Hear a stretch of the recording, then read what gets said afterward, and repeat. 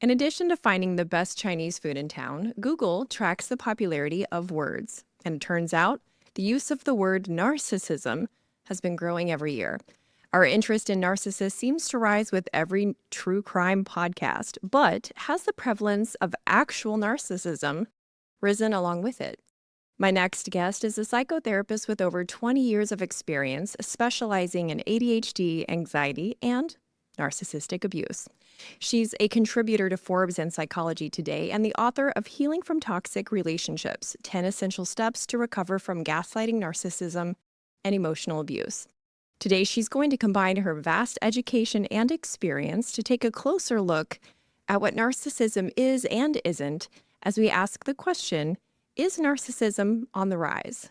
Clinical insights and practical strategies, more degrees than a thermometer. Author, educator, and fellow podcaster, Dr. Stephanie Moulton Sarkis. Thanks for being here. Thanks for having me. I like that. More degrees than a thermometer. I haven't heard that one before. I like it.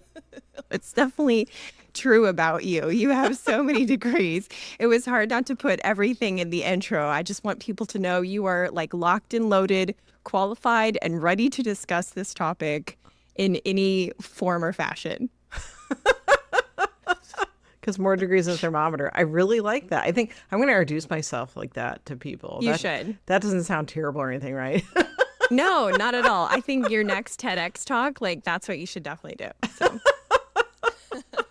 I want to get into the difference between narcissistic personality disorder and narcissistic personality traits in a minute. So for, listeners that are, on the edge of their seat waiting, that's coming soon.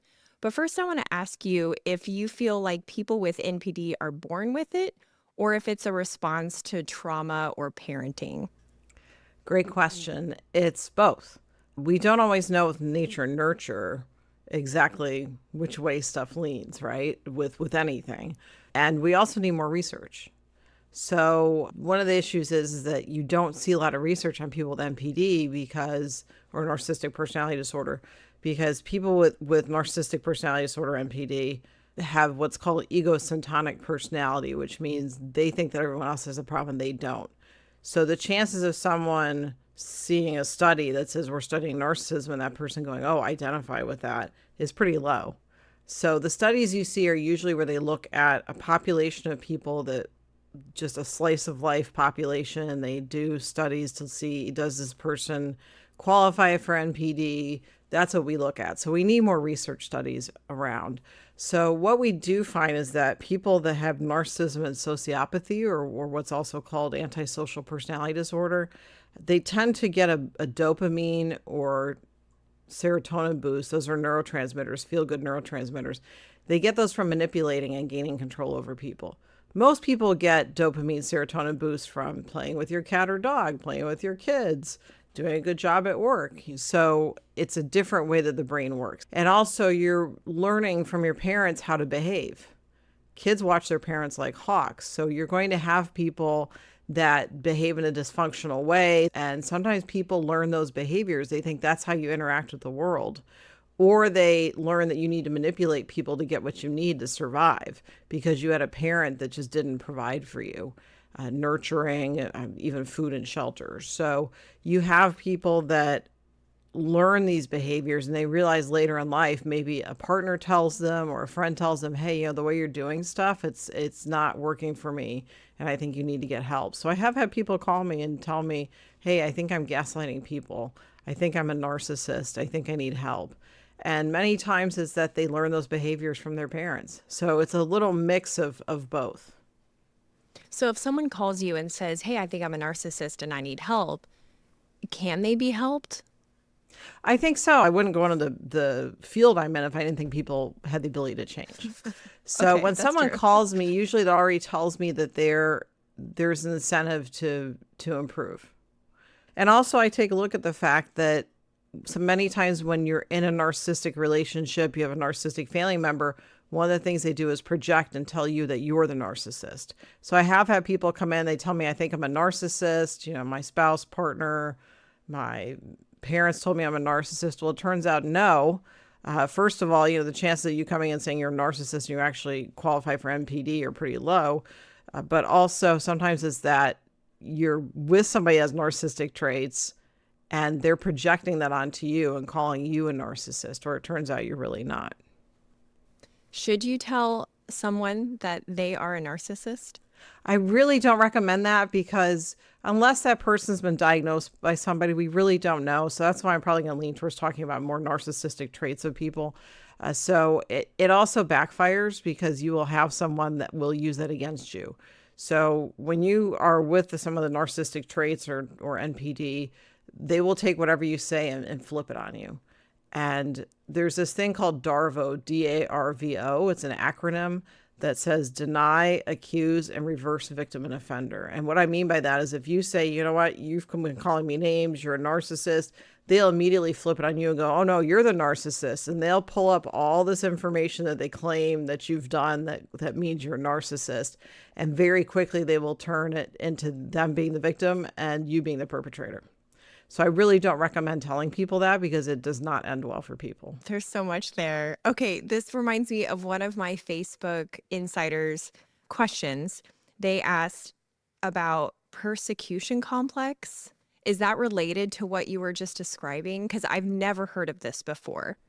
That's not necessarily the DSM or diagnostic manual, but persecution complex, when we're looking at things like covert narcissism. So if you look at overt versus covert narcissism is the one that we generally recognize, which is somebody being really loud, wanting attention, wanting to be treated specially. I don't know if that's good grammar. We'll just go with that. Then you have the covert narcissism, which is someone that's kind of aw shucks. They'll make self-deprecating jokes. They will portray themselves as a victim, but as soon as you set a boundary, say no to that person, they can react with narcissistic rage, or they can stonewall you, which means they act like you don't even exist. Ooh, okay. So could our uptick societally in children cutting their parents off, stonewalling, be attributed to rising rates of narcissism? I think that's always been present, and that the rates of narcissism really haven't changed, but I think we're getting better at identifying it. And I think also society-wise, we're giving people more and more permission to detach from people that are not healthy for them. That's been a shift. I know sometimes when people that I work with have decided to go no contact, that's a decision that's not made lightly. That takes a lot of thought, a lot of grief for people. But I'm noticing that the rates of family and friends saying, honor thy mother and father, blood's thicker than water, trying to guilt people into keeping those connections, I've seen that actually decrease over time. I think we're, as a society, giving people permission to what's best for them. And sometimes the best thing to do is to not have that presence in your life. That's interesting. Okay, so what is the difference between NPD and narcissistic traits? So we have this continuum. So we have traits, which we all have traits of anxiety, depression, probably narcissistic behavior sometimes. But when you have a predominance of symptoms and it impacts your functioning, so you're not able to go about your life in the way that one would think you would be able to go through your life as, that's when you reach the diagnostic phase. So that means you have significant impairment from these symptoms, and also the DSM gives a cluster of symptoms that you have to meet to be diagnosed. So again, there's a continuum, and when we look at the end of the continuum, the diagnosis, we're only talking about like 2 to 4% of the US population, if that. And then for traits, that could be, again, we could all have at the other end of the spectrum, we could just have traits. Sometimes we just don't feel like following other people's rules.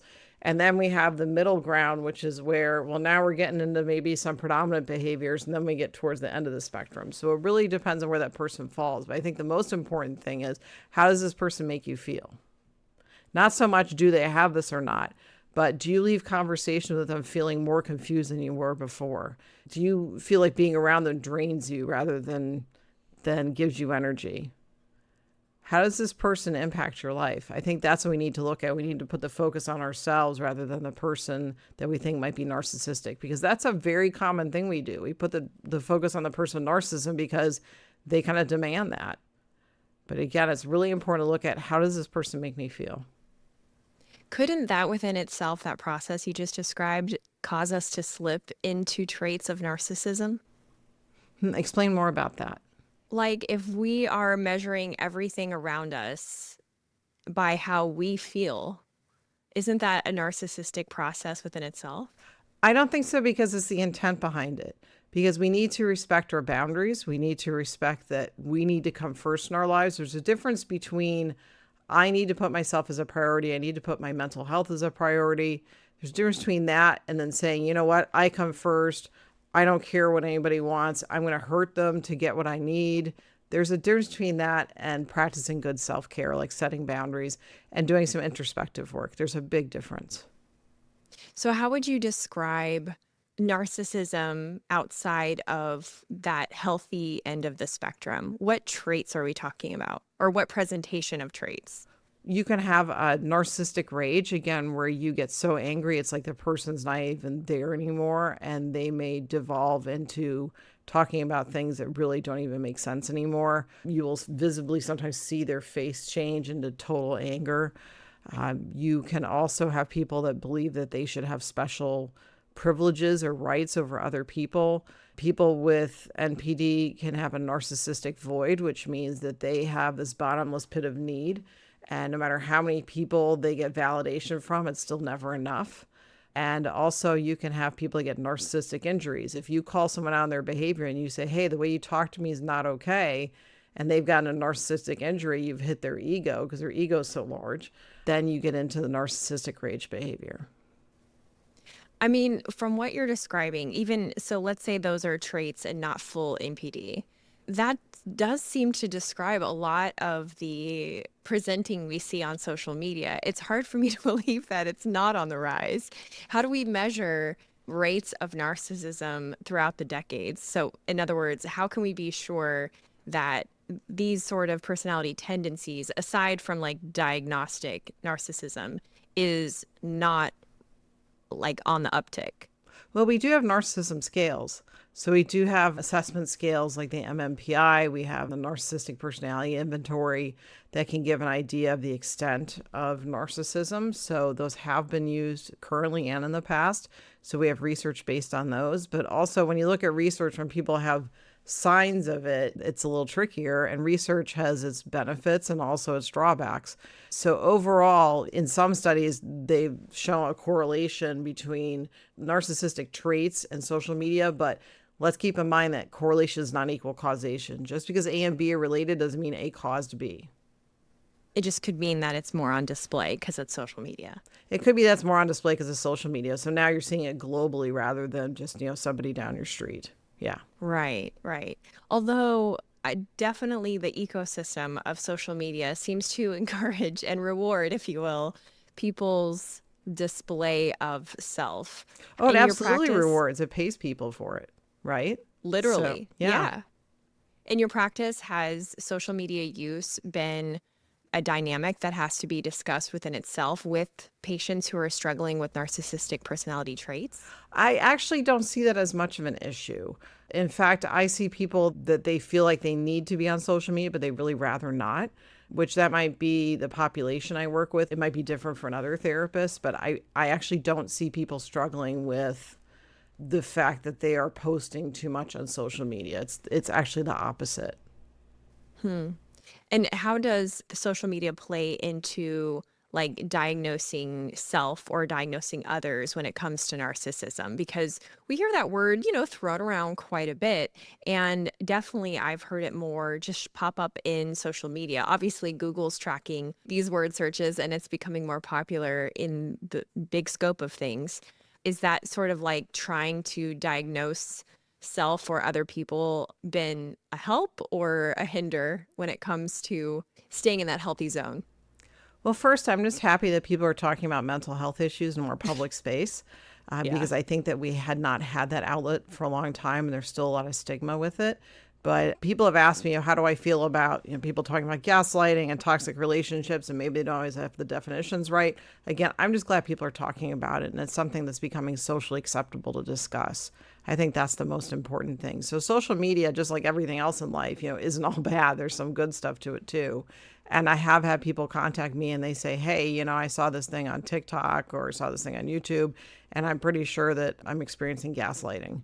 So it's helped a lot of people. And yeah, sometimes do the definitions kind of, we're not really sure, exactly, and people are interpreting through the lens of whoever they are and what their experience has been, sure. But again, there are a lot of people that are learning more about it, and I think that's wonderful. I interviewed this one researcher who he was so interesting. We actually talked about, is American individualism overrated? Part of that discussion came up his experience living in India. He also is someone with autism. And so his social experience was real, in his perspective through that was really unique. And something he said was, in his experience in India, one person's decisions, it was more known that one person's decisions would affect everyone's life. And so your sense of self was connected with your community, as opposed to the US, where you can make decisions just for whatever you want to do and not consider your family and not consider your friends. He used the example of starting a business. He's like, well, if you start a business and it fails, then financially, who is impacted by that? He had all these different ways of thinking. And so that got me wondering, for the topic of narcissism, do you think American individualism contributes to narcissism? Well, first, I'll just say in my practice, I've seen narcissism in collectivistic cultures as well. We have an individualistic culture, like you just described, and collectivist culture. Narcissism can be present in both. The flip side of that I've seen is that I've worked with people that, because of the family structure and collectivistic culture, you are expected to take care of your parent when they're older. Right. And that can create a big issue when you have someone that has experienced abuse, pretty severe abuse, and they still are expected by the family to take care of their parent. And if you tell someone from individualistic predominant culture, it's okay, you don't have to take care of your parent, you're not obligated to. It doesn't have the same weight as when you tell someone from a collectivistic culture that they don't have to do that, because it very may well be that they feel that they have to. But I don't think either culture kind of type wins as far as, less or more narcissism. I've heard it said that the history books are only written by narcissistic people. And there's definitely a tie there between, our American individualistic leanings and history. Like, we read about great men, usually it's guys, like, oh, this great man, he did this one thing. And so then there's that striving to be that one great person, instead of being like, oh, let's become this great community. I don't know. Do you think there's any truth to the fact that the history books are written by narcissists about narcissists? Well, I think we have to be really careful about that, because there are many historians that have strived to not do that. So I do want to give credit to the historical community for that. But I think also we need to look at the fact that a lot of dictatorships run by narcissists tend to ultimately fail. And there are a couple different reasons for that. There's a really good article, I cannot remember the author's name, where he talks about the different things that eventually topple a dictatorship. So we also have to look at, too, that there have been some narcissists that didn't get on the winning side.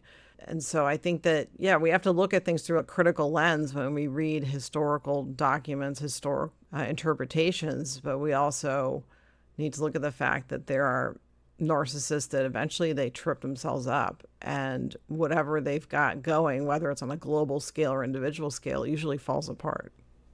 That's interesting. I want to go back to your definition of that middle grade narcissism and the topic of social media, because I heard narcissism described as lack of empathy, which you described sociopaths, they struggle with that, entitlement, grandiose fantasies, some superficiality, lack of emotional regulation. You talked about the narcissistic rage. But when I first read that, it made me, and I know I'm being mean right now to social media influencers, but that description made me think of the stereotype of social media influencers: superficial, crying on camera, lack of emotional regulation, grandiose fantasies. Am I just being a little too harsh on that, Well, or I is think there if some we think truth? it again, this is the social norm now, and people are sometimes playing a role. Oh, And again, that role has become their business. It's become their primary source of income. Are there people in any profession that narcissistic traits and or NPD? Sure. So I think it has to do more with what is it about social media that has created what you're speaking of? What is it about that platform that may have drawn people to it that maybe don't have the healthiest traits? There's also many healthy people that are doing social media stuff. But I think the ones that appear unhealthy to people, like you mentioned, I think that they are more obvious to people. There's someone on YouTube that talks about history stuff, and he seems like a pretty okay guy. Don't know him in person, but there's a lot of people just imparting information to people. So I think, again, we're looking at a percentage of the entire group, and we need to be careful to not depict everybody by that same lens. Again, does it attract people that may lack empathy and may have a self-focus? Sure. A lot of other things do too. So I think it's something we need to look at. Again, if we are watching the content, we're giving the person a payoff. They're getting paid for doing that. So we need to be pretty careful about where we're going to take our time and attention and what we're going to put our focus towards. If there's a particular influencer that you find is off-putting or may have narcissistic traits, don't watch it.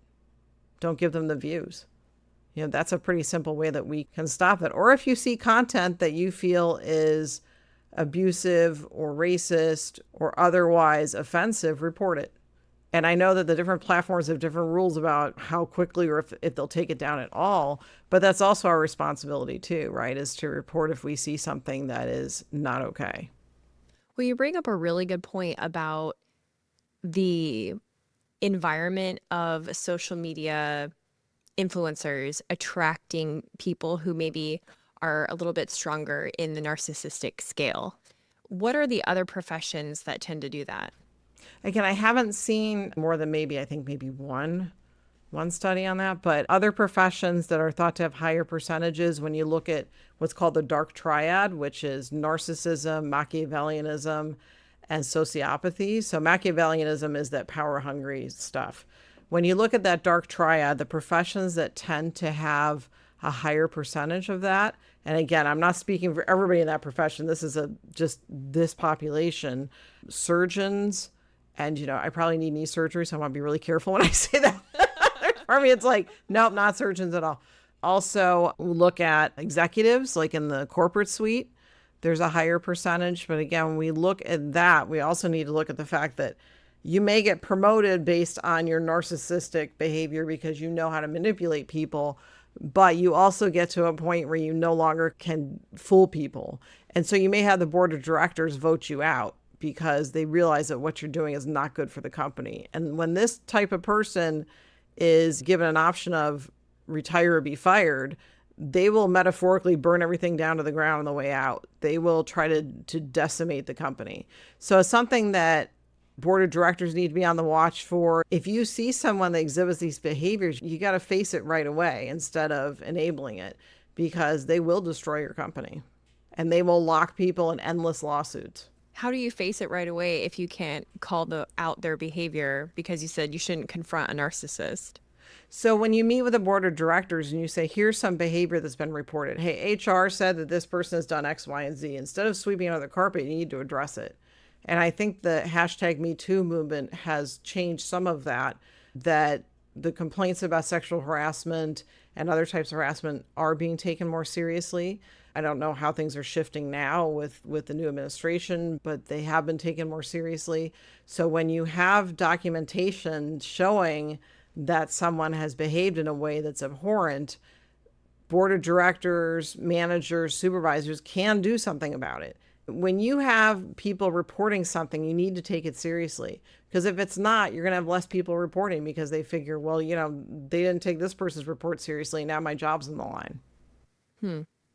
I had another listener in my private Facebook group ask, my second husband was a narcissist and he was also in law enforcement. How common is that? And would that make him a better or a worse cop? I would say that narcissism overall with lack of empathy, probably, in any profession, lack of empathy is not great. So I don't know any statistics on that, but I think especially when you have a profession where you are working with people that are vulnerable, I think it's really important that we look out for potential issues with people and their personalities and behavior, because having a lack of empathy is much more impactful in some professions than others. Can narcissistic traits be screened for before hiring someone? It really depends on the laws of the state as to what extent you can test people, but there are some psychological tests I've seen that people have done before hiring someone. And again, that gets in the legal part of things, and it really differs by jurisdiction. When it comes to politics, someone asked, are politicians always narcissists? And I think why they were asking that is because the tribalism that's kind of happened, the divide in our country of being very all on this side or all on that side, and the social pressure to affiliate 100% with one side or the other side is one fueled by self-preservation a little bit, right? Because you don't want to be caught without a Well, tribe, you I get think. punished. Yeah. Yeah, yeah. So do you think that narcissism is a necessary part of politics? I would recommend that people watch a movie with Jimmy Stewart called Mr. Smith Goes to Washington. I think it's a really good depiction of someone that goes into politics with the people's well-being being forefront of their mind and what happens over time. Another really good movie with Andy Griffith is Face in the Crowd. I think that's a really good look at people may not start out with this type of viewpoint, but over time it can happen. So is the person born with MPD and they're drawn to politics? I don't know. But I think we also need to look at different things that were done to purposely divide us. Yeah. And social media is a part of that, a huge part of it. We already have evidence that, we had people and, like, for instance, the Russian government pitting people against each other. And it's been very effective. So I think we need to look at more as what got us divided in the first place. That's tricky. And also narcissists operate in extremes. So always, never, and I know the person asked the question said always. I'm not talking about the person that asked the question. So I clarify. But you'll see that sometimes people that have a lack of empathy, people that have that power hungry kind of drive, sometimes are drawn to extremism. Interesting. Yeah, I could see that because if you have very punchy, controversial statements that you're able to make with a lot of confidence, you're getting a lot of attention, and you are attracting people who are extremely passionate also about whatever it is that you're saying. You're not going to gather a group of level-headed, middle of the road, tethered individuals. You're going to gather those that are increasingly enthusiastic, increasingly passionate. And, along with that probably comes donations, financial contributions, etc. Right. And then also, again, we look at social media, we're, into these shorts, right? Where it's just a blip of information. So people try to get as many sound bites as they can get. So again, there's feedback you get from being as extreme as possible. There's the rage baiting, right? Where people just will say really out there things just to draw the attention in. Yeah. And there's strategies in social media to say things that are wrong in order to, like, I've never heard the term rage bait, but I love it. But I think there's a temptation for people to think that's not real, that's not happening. It is 100% written strategy. Like, people will say, even just like spell a word wrong or give a fact that's completely incorrect, and it will blow your count up, It's and engagement. Yeah. it's engagement. Yeah, absolutely. And that just seems so icky to me. I don't know. So again, that's where we get into what can we do as consumers. And part of it is, like, I don't use the YouTube app anymore. I go through my browser and I have added on an extension on my phone that will block out any of the shorts. It blocks out any recommended videos. So there are things we can do to not engage with that. What app is that? So I can't think of the name of it, but I have an Apple. And they also have a thing on Reddit too, and under the Apple subreddit. It's free, and you can pick what you want it to block. And so it's very hard to block shorts on the YouTube app. So I decided I'm not going to use the app anymore. So the way we can speak out about that is by being vocal about it, and also by being very specific with how we engage with things. There are some social media apps I've just unloaded and I don't go to anymore. because of that push of that rage baiting stuff. And I'd like to keep things pretty less ragey in my life, right? So I make sure that I don't have access to that stuff, because you will be fed it due to the algorithm. So, now when I go onto YouTube, I type in, I want to see videos of dogs on trampolines or whatever it is. I don't know where I came up with that. It sounds pretty fun. And I will only get that, and it will not recommend any other videos to me. And I no longer get ads too. So if you just go to the App Store on whether you have Android or Apple and just look up YouTube blocker or something along those lines, it'll minimize that for you. So a lot of it is how we behave around social media too. And then it's really easy to get sucked in, like with shorts. The reason why they're so effective is they give us a little blip of information, and then they move us on along to something else we'd like. And the next second we spent, an hour watching videos of water towers falling, which is actually something that was recommended to me. And I watched a water tower falling for 7 minutes. So they know who you are, and they know the algorithm knows you. And I have no idea how they pin me for water tower falling. And I was like, this is getting a little crazy. So we need to be really selective with what we expose ourselves to, and also just looking at how much time we spend.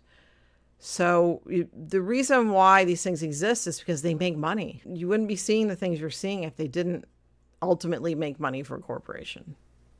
If you were to summarize the antidote to narcissism, would it be empathy, or is it something else, do you think? Well, an antidote, I would look at it more as, how do you operate around someone that's like this? First, you limit your contact. That's not always possible, especially if you co-parent with someone.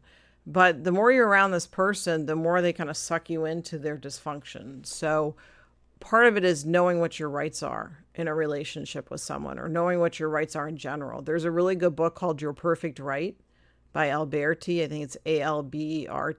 And I really like it because you can open it to any point in the book and you'll read about what your rights are. You have the right to say no at any time. You have the right to change your mind at any time. You have the right to do less than what's humanly possible. There are a lot of great rights that we can educate ourselves on, that we have the right to be treated fairly. We have the right to be treated with kindness. I think that learning more about what we deserve in life is really important. And also, again, taking a look at doing a little inventory and saying, being around this person, how does it make me feel? Does it give me energy, or does it drain it? And then what are the ways that I can rectify that? Do I limit my time with them? Do I go no contact? Do I need to gray rock it when I'm around them? And what I mean by gray rock is, the gray rock strategy is that when you're around somebody that is narcissistic, otherwise toxic, you react to them with just boringness and just no reaction. So let's say you're at a family dinner and your aunt's starting to act up, and you're her target, and she starts saying some stuff. You just go, that's interesting, or, maybe, and then you exit. The gray rock strategy is not meant to be used long term. It's for short term getting out of the situation. So if you're living with somebody and you're trying to gray rock things all the time, it can be detrimental to you because you are shoving down your feelings. So again, this is meant to be kind of a stopgap measure until you can get away from that person. And again, it's not always easy, because if you co-parent with somebody, you can go low contact, but you can't necessarily go no contact. When you talk about energy gained or energy lost, that is a topic that we revisit on this show from time to time, because I am an introvert. I get my energy from being alone, and I lose energy from being in large crowds. But when I'm around individual people, there is a gain loss to be deciphered also.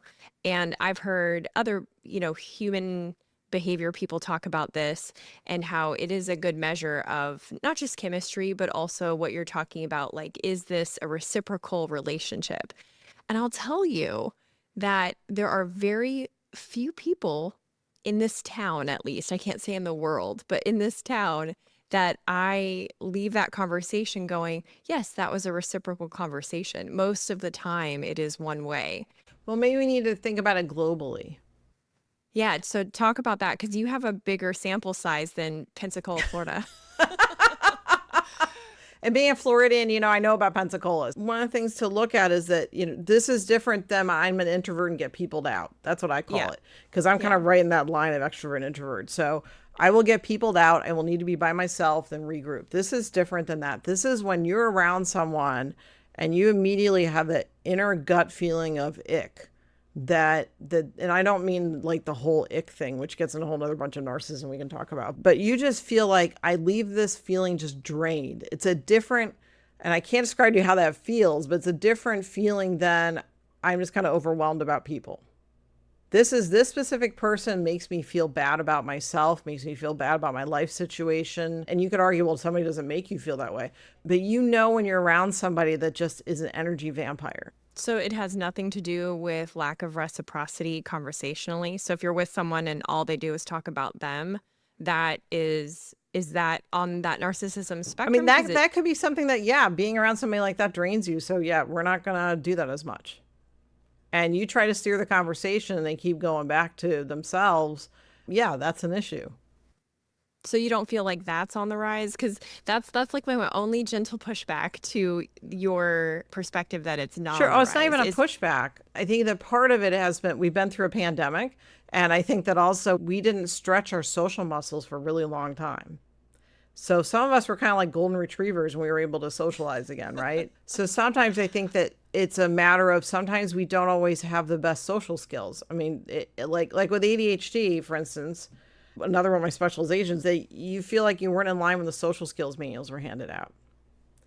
So this is different than someone maybe not having the best social skills or not knowing how to do reciprocity. This is someone that uses power and control even in a short conversation with you. Uses backhanded compliments, or what I call a complisult. They'll say, oh, what a nice dress, if only they had it in your size. That kind of stuff. Mm-hmm. We're talking about someone that maybe brings up inappropriate topics, talks about how much money they make, what kind of car they drive, unless you're interested in cars, and that's a conversation. But you kind of know it when you see it, that this is someone that is completely self-absorbed and doesn't really care about what your reaction is.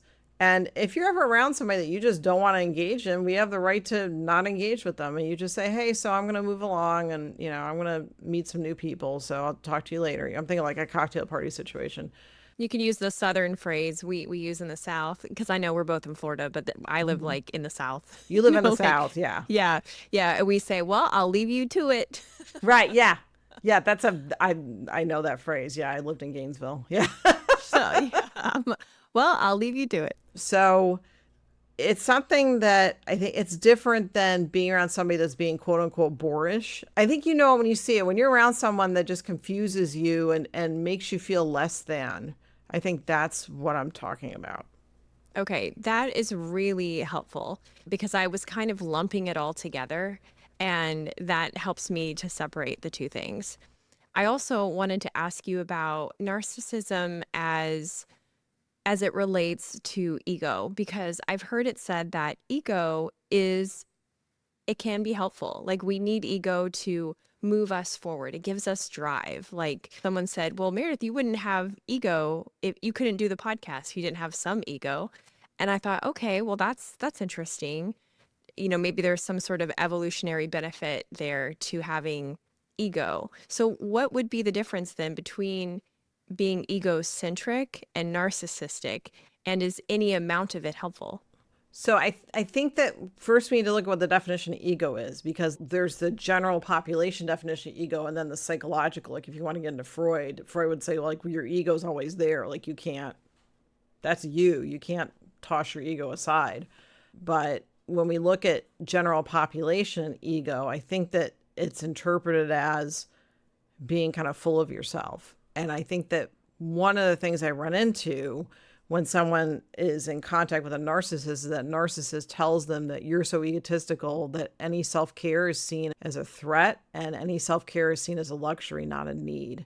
And so we have to be really careful about that with ego, is that from a psychological standpoint, ego is just part of us and that's not something we can just shed. But I think we're talking about egotistical behavior, and that's a little bit different. I think it's important more to look at, again, how does this impact you rather than putting a name on it? Do you feel less than around this person? Do you feel like you are being taken advantage of? Do you feel like, again, the social reciprocity isn't there? And you've talked to the person and they just don't know what you're talking about, or they never apologize for behavior that hurts you. So I think we need to look at overall, again, flipping it back on us, how does it impact us? So when we think about how to prevent narcissistic behavior within ourselves, because we've talked a lot about like that social element of interacting with narcissists, what to do, what not to do in real life, in digital life. But when we want to improve it within ourselves and make sure that we are not behaving in that way, what's the antidote for that behavior within ourselves? One of the questions we can ask ourselves is, am I acting with empathy? Including, first of all, empathy towards myself. And that means, am I being treated by this person, or am I treating myself as if I was my own best friend?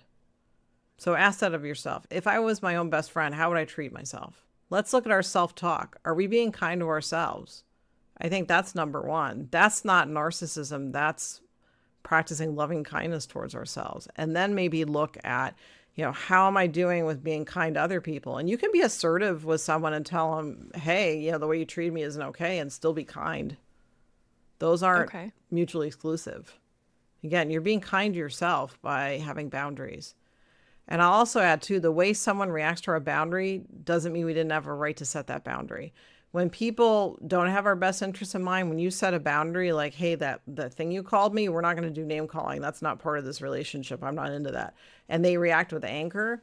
That tells you that that person just isn't into boundaries and doesn't really respect your autonomy and yourself. So when someone says, hey, you know what, thanks so much for telling me, I apologize. That was, first of all, they probably wouldn't call you a name anyway.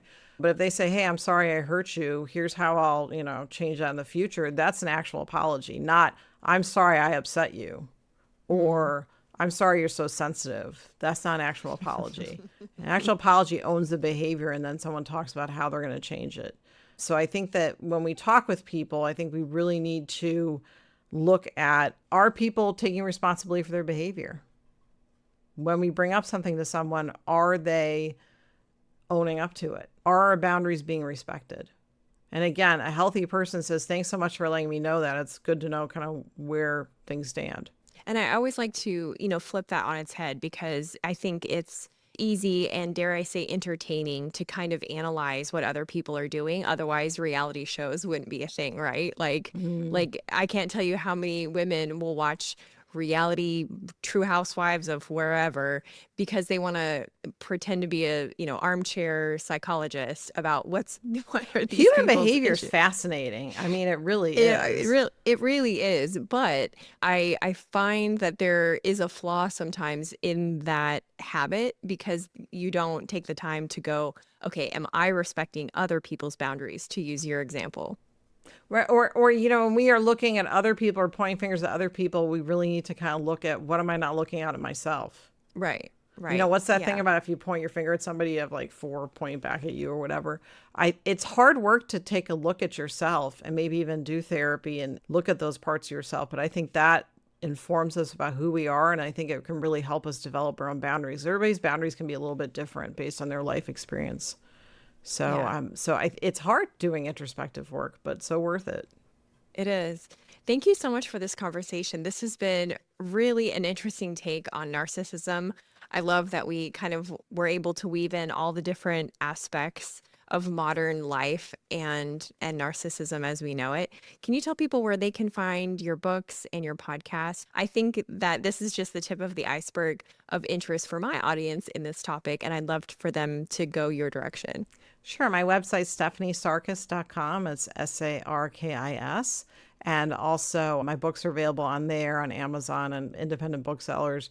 Also, the podcast is Talking Brains, and you can find that on the website. And there's also a drop-down menu on the website of books that are recommended about gaslighting and ADHD, anxiety, other topics as well. Thank you so much. This was great. Oh, you're welcome. My pleasure. Anytime.